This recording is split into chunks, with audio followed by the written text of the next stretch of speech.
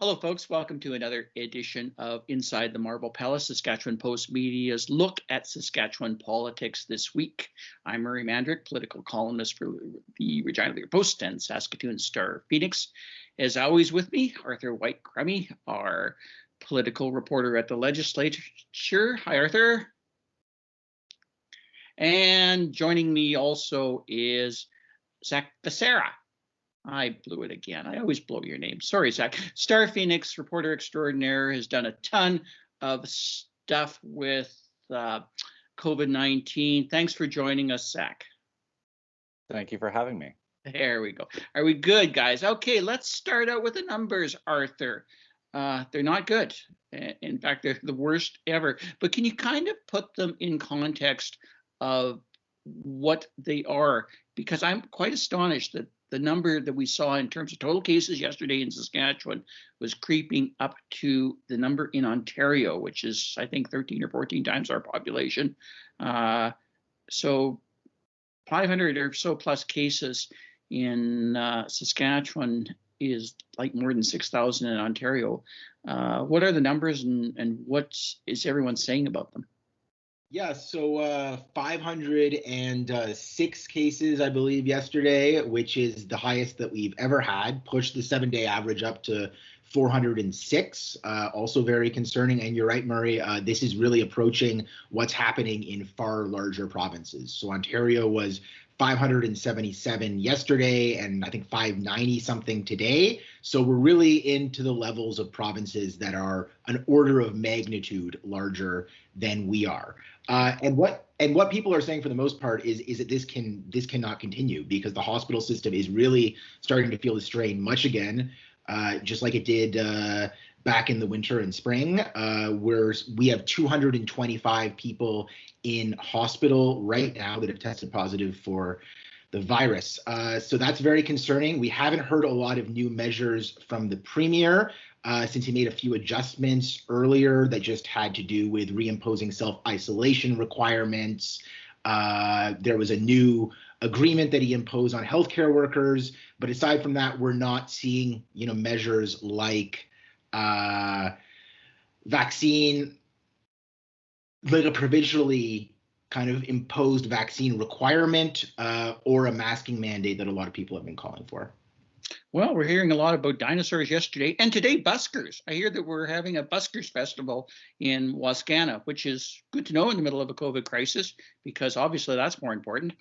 Zach, entertained.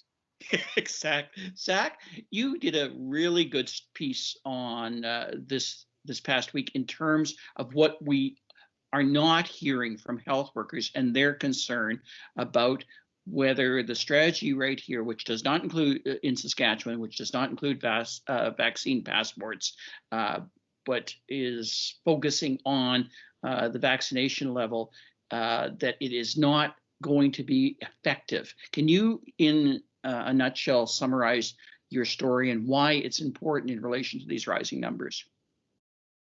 Yeah, so I was at the Premier's press conference last Friday, where he spoke with SHA CEO Scott Livingston and Dr. Saqib Shahab, our Chief Medical Health Officer. And the message from the Premier was the same that it's been, which is that vaccination, in his view, is the only sustainable way out of this pandemic. Just a week before that press conference, he had gotten a letter from various heads of clinical departments across the SHA, as well as the people leading the province's pandemic response, telling him that right now that was essentially irresponsible and not true. The letter explicitly says that vaccinations alone are not enough to get Saskatchewan out of the situation that we're currently in.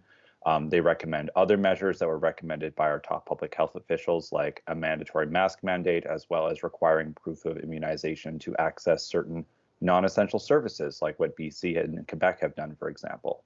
All of those were shot down by Moe very firmly on Friday. So there's just a growing kind of dichotomy in my view. There's sort of like two different planets when you look at what health officials are recommending and what they're increasingly leaking to the press now, versus what the politicians are doing. That's always been pronounced in this pandemic. I think never before at this scale. Well, let's talk about that pushback for a moment, because I think it's coming on two fronts. It's always come from the public health front in terms of serious concerns about whether government measures were adequate or not. And there have been times during this pandemic where that's a reasonable debate in relation to the responsibilities that the Premier has in terms of ensuring that the economy keeps going, that things are kept open. But two factors that are fascinating to me right now, and I think you can put a little bit of context into the second one. The first factor is that there's, as you say, there seems to be no real reality within the government that we are in a serious problem that's worse, I think, right now than it's ever been in terms of certainly the daily case load, but possibly the hospitalization numbers. We must be nearing the peak numbers we saw in January. But also, I think that you're seeing health workers angry on the more practical front in terms of what the government's solution to this is, which is basically to have them come in and work under these stressful situations regardless. Can you speak to that story, Zach, and why it might have more lasting repercussions both during this pandemic and possibly after? Totally. So previously in the pandemic, the unions that represent tens of thousands of health workers in this province came together on what they call a letter of understanding. And what the letter basically allows is for people to flip between different jobs to meet the needs of the pandemic. So earlier, this meant having lots of people doing contact tracing, figuring out where the disease is spreading in the community, as well as having more people in places like emergency rooms and maybe ICUs to support the need for more ICU beds. That letter expired in August because at that point, numbers were very, very low. We had dropped all public health restrictions, and many people figured we were through this. And the fourth wave knocked on our door. And now it's knocking harder than it's ever knocked. And our case numbers are, as we've talked about already, are soaring, and so are hospitalizations. But none of those extra staff are in place to actually help people out. So the solution to this was that the SHA was in negotiations with those unions, again, on resurrecting that letter in some way, shape, or form. And there were a lot of deliberations that were going on for days, I learned from unions. But on Friday, Moe kind of dropped an ultimatum, which is that if there was not a deal by Monday, he would simply introduce a state of emergency order, which would force healthcare workers to go back to work. The State of Emergency Act, the Emergency Planning Act for reference, is kind of a nuclear option to me anyways, in terms of what it allows. It literally like supersedes any other act, written law, or collective agreement. It's a really powerful thing to whip out. So many healthcare workers I spoke to felt extremely disrespected that the Premier would basically kind of drop this ultimatum over the negotiations and just, say, okay, you have to go back to work and you have to, go do this at this point because we're rising hospital numbers. But what really offended them is that they felt that all of this could have been prevented by more proactive measures to actually stop the circulation of the virus. So one emergency room doctor I talked to in Saskatchewan, Dr. Paula Lasinski, for example, said, this doesn't make sense that we're, forcing our colleagues to go into the emergency room and support us. I mean, it's necessary, but why are we doing that? But we're not willing to introduce, for example, a mask mandate or something to prevent people from getting sick in the first place, at least in a short-term basis. That's what's really irked healthcare workers. And the cost to everyone is that because we're moving those people from their current jobs, a lot of quote unquote non-essential or non-urgent surgeries and procedures and services are going to be suspended in Saskatchewan. So we're going to hear about more delays on things like hip replacements, knee replacements. All of that will have an impact on people's quality of life and will ultimately cost this province. Arthur, explain to me, if you can, what the government communication strategy is and why it does or doesn't make sense, because I honestly cannot make sense of not saying anything in terms of a crisis situation, or maybe dropping hints that you might say something down the road. But as Zach outlined, we are threatening ultimatums and threatening use of state of emergency tools related to healthcare workers going back to work. But we're hearing no such thing in terms of the government moving even slightly at this point back towards anything vaguely resembling restrictions, including masking orders, including something simple. No one is even talking about sort of locking down the province again or shutting down businesses, but we're not even seeing that. What has the government been saying about that? And any thoughts as to why they're taking this particular approach, or why it would, in your mind, be consistent with the pattern that we're seeing from this government in terms of its communication handling of COVID? Yes, I mean, as you know, Murray, we've seen relative silence from the premier, with the exception of that press conference that Zach attended on Friday, and that in itself has been, frustrating for a lot of people. That in the midst of a crisis, we're seeing a lot less of the premier than we saw at other phases of the pandemic. That's been, going on since the end of public health restrictions, for the most part. We did get a little crumb out of the premier's press secretary yesterday, the day, of course, where we saw those record case numbers. It was pretty brief. They just said that they remain concerned, so still expressing concern about the situation, and saying that new, measures have not been ruled out. So kind of leaving a bit of an opening for something potentially coming down the road in the future, but without explaining in any way what it might be. So that's going to leave a lot of people with more questions than answers. But certainly, and I'm sure Zach has some questions, but I'm sure that it might suggest that sometime later this week, we might get access to the premier again, and we'll be able to ask them. Oh, well, I'm curious, before we get back to Zach, the premier's not inclined to make himself a target. And in my mind, he clearly is right now, particularly during a federal election campaign. In that sense, it seems really bizarre. He's not even really responding, and you did a story about this, responding to shots from the Liberal campaign and leader Justin Trudeau about Alberta and Saskatchewan's handling of the pandemic, which I find just stunning, because there has never been a shot at Trudeau that he's passed up in the past. What would be the thinking here in terms of not responding in this particular campaign, when last campaign he told us he was going to call it like he sees it? Yeah, there's been a massive transformation from the call it like I see it phase of 2019. We're again in a relative hands-off approach during the election campaign. There's really been two times where the prime minister, or the Liberal leader now, has directly attacked Saskatchewan's handling of various health issues. First, it was private MRIs, saying that it was a gateway to two-tier healthcare that the Conservatives under Aaron O'Toole support, even though he hasn't really done anything about it during his time as prime minister. Threatened to pull funding through federal health transfers as a result if Saskatchewan didn't back down. So that did get the premier's back up. But since then, he's been almost entirely silent, even when there's been platform commitments from the major parties that have directly concerned the province.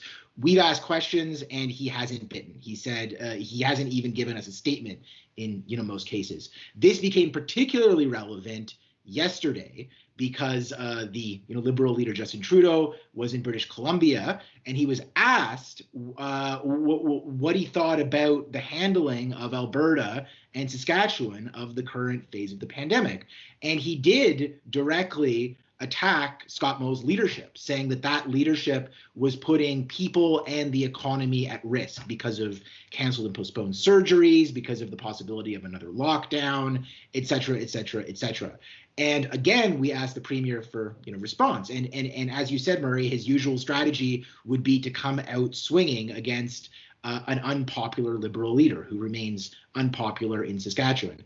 That didn't happen. We got a no comment. It was sort of an interesting no comment. It was a no comment that really kind of is a comment. Yeah. He said, I have no comment to this, politically charged, I don't remember the exact words, but a distraction from important health issues or something like that. That was from his office, not directly attributed to him, so can't even be pinned to the premier himself. So yes, silence. Why is he doing it?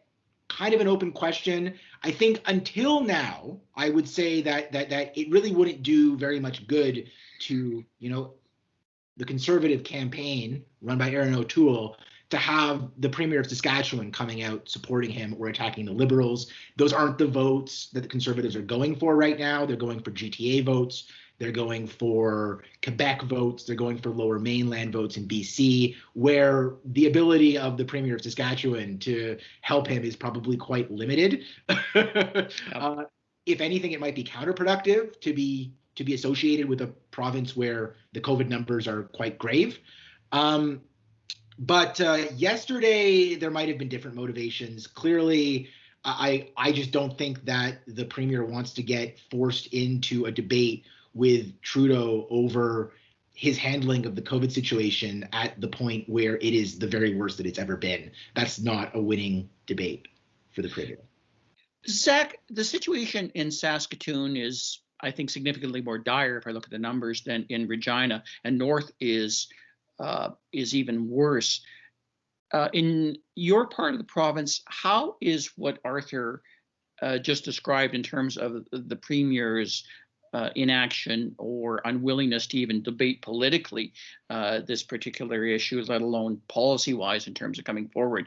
How are those issues playing out in a situation where I think it's pretty much safe to call ground zero of what could be a very much a pending crisis, particularly in ICUs and hospitals? How have health workers sort of reacted to this, and how do you see the public reacting to this, particularly in the context of an election and it possibly having some ramifications on the vote up there?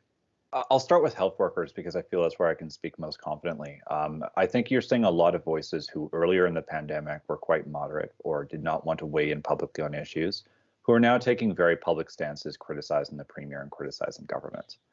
For example, Dr. Kevin Wasco is a physician executive with the SHA.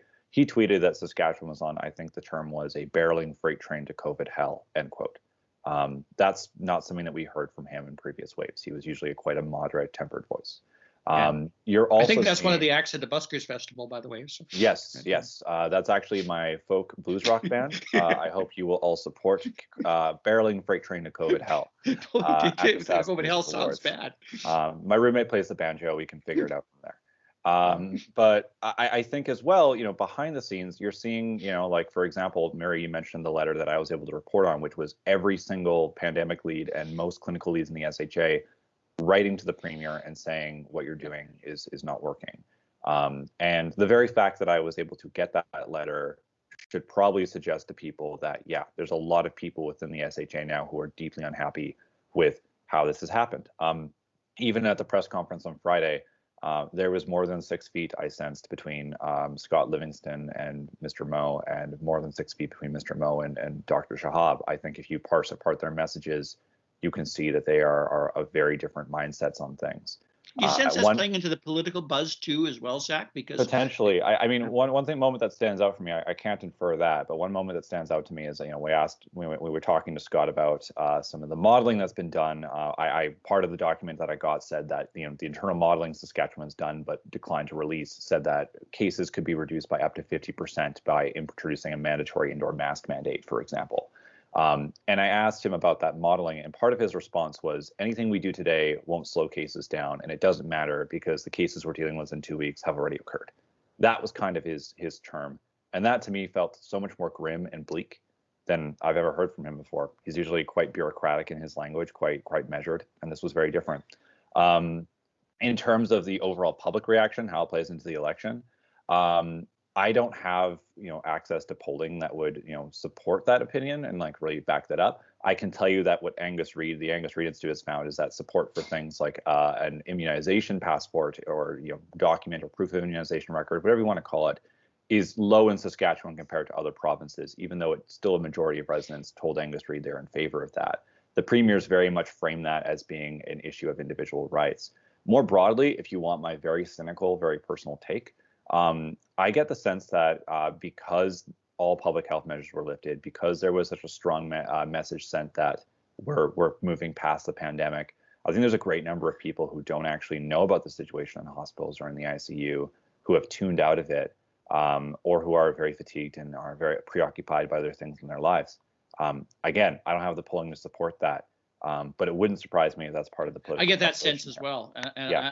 I wonder if that's a calculus being played out by both the federal parties and the Saskatchewan government leadership at this particular point. I guess we'll see. We're going to be busy on Monday night looking at the results of the federal election, although Lord knows how many results we'll have by then because of the mail-ins and the experiences we had here. And I guess we'll be doing a lot more on COVID. Sadly, it's all the time we have to talk about today, but I very much thank you, Arthur, Zach, for your contribution. Great conversation as usual, and hope to see you guys soon on Inside the Marble Palace.